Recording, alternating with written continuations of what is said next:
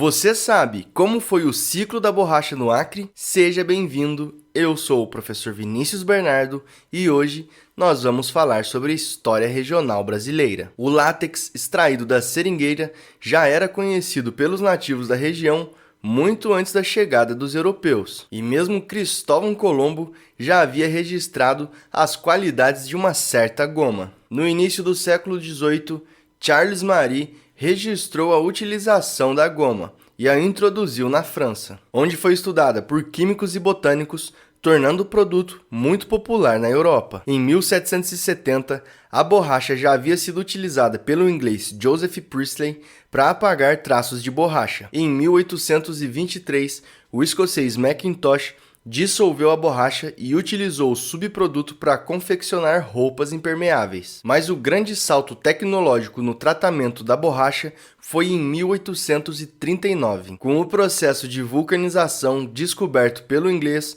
Charles Goodyear, descoberta que aumentou a demanda pelo produto de forma exponencial. E é nesse contexto de uma crescente demanda internacional pela borracha que tem início o ciclo da borracha no Acre. Esse ciclo ocorreu entre o final do século XIX e início do século XX, um período marcado pelo aumento da produção da borracha em território acreano, o que gerou um aumento populacional significativo na região, e também a urbanização das cidades e a formação de uma elite seringalista na região amazônica. No entanto, o ciclo da borracha também foi marcado por consequências negativas, como conflitos territoriais entre os seringalistas, tensões sociais, exploração dos trabalhadores e uma degradação ambiental brutal. Mas apesar das dificuldades, o ciclo da borracha deixou um legado importante na história e cultura do Acre, contribuindo para a formação da identidade local e para o crescimento econômico da região, que após o declínio do ciclo da borracha acabou se diversificando, com a produção de outros produtos agrícolas e a exploração de recursos naturais. Antes de continuar, é importante deixar claro o significado de alguns termos. A seringueira é uma árvore nativa da região amazônica que produz o látex. O seringal é uma área de cultivo das seringueiras. Os seringueiros são os trabalhadores responsáveis pela extração do látex das seringueiras. E os seringalistas eram os proprietários do seringal, responsáveis por contratar os seringueiros. Inicialmente, a extração do látex aconteceu com maior intensidade na região do atual território do Pará, mas as técnicas arcaicas utilizadas pelos seringueiros causaram o esgotamento das fontes produtoras, obrigando-os a seguir em direção ao Amazonas. E conforme o recurso ia se esgotando, os seringueiros adentravam mais a região amazônica, até que em 1858 o explorador João da Cunha Correia chegou em território acreano, fato que marcou o início do processo de colonização da região acreana. No entanto, foi apenas a partir do ano de 1877, com a grande seca que atingiu a região nordeste do país, que os nordestinos cearenses, em busca de novas oportunidades de trabalho e de vida, ocuparam massivamente a região do Acre. Durante o final do século XIX e início do século XX, os seringueiros chegavam na região amazônica em condições precárias, transportados em condições subhumanas em porões de navios, e quando chegavam na região, começavam a trabalhar já estando endividados, tendo que reembolsar o seringalista pelo custo da viagem, pelos instrumentos necessários do trabalho e pela moradia. E quanto aos produtos de subsistência, também já estavam monopolizados nas mãos daqueles a quem já estavam devendo, os seringalistas. O trabalho era degradante, sem condições mínimas de saúde e segurança. Os seringueiros estavam presos aos seringalistas moral e fisicamente. Moralmente, porque se tornavam vítimas de manobras contábeis que os deixavam presos a eternas dívidas. E fisicamente,